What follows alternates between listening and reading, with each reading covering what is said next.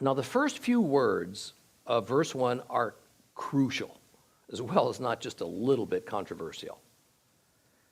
The crucial part is that the words of Revelation are characterized as more than divinely inspired. They are divinely given. I want to explain what I mean. Since Christians tend to be primarily focused on the New Testament, then the level to which divine authority can be attached to those 27 books is important to determine. Thus, Christian theologians will say, generally speaking, the New Testament is of a class of authority called divinely inspired. What does that mean? Well, using the accepted theological definition, it means that while the words of the New Testament were thoughts of and written down by humans, the human authors were led by the Holy Spirit or otherwise divinely influenced in some unknowable way to think them and to record them. The exception usually mentioned is, of course, the words directly spoken by Messiah Yeshua.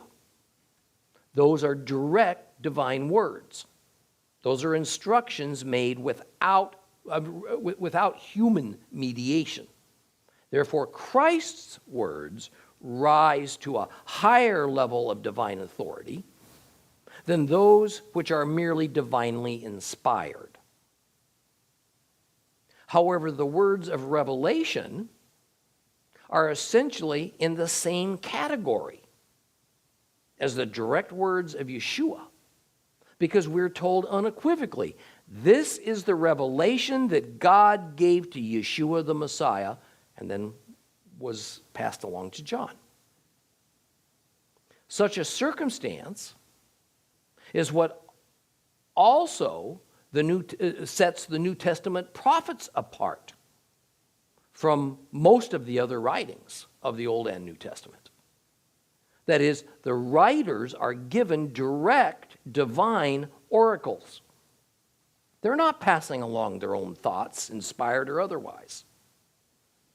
John belongs in the same category as the Old Testament prophets in that regard.